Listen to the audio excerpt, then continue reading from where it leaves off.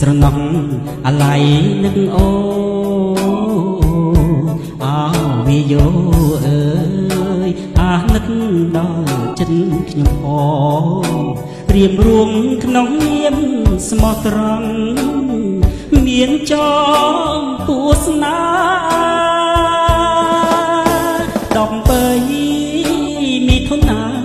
បញ្ជាក់រឿងពិតប្រាប់ថានេះហើយជីវិតរឿងពិតនៅលើលោកីមកបានជួបអូនៅជុំរុំប្រទេសថៃជាស្នេហ៍មួយមានតម្លៃ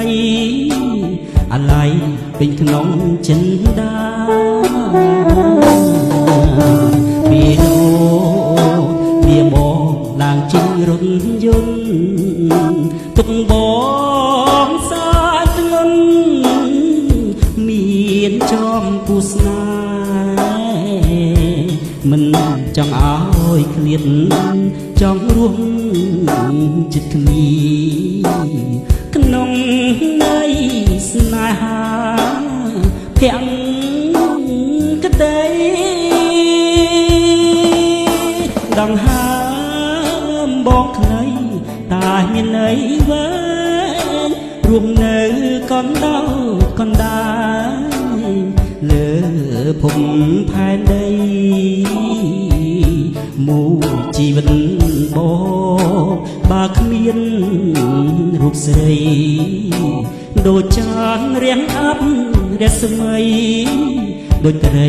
រស់ខ្វាន់គង់គី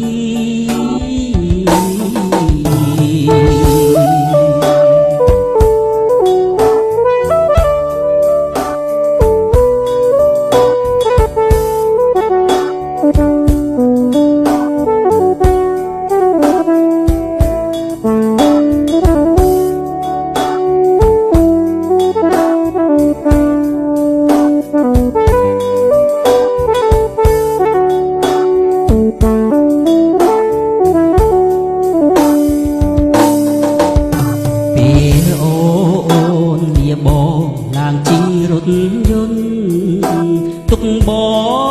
ងសាធ្ងន់មានចំពោះស្នេហ៍មិន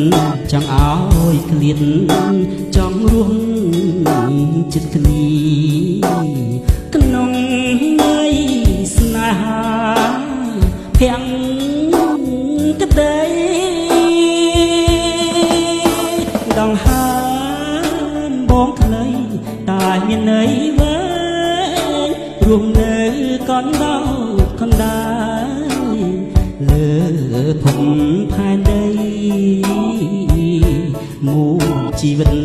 បងបើគ្មានរូបស្រីដូចចានរៀងអាប់រស្មី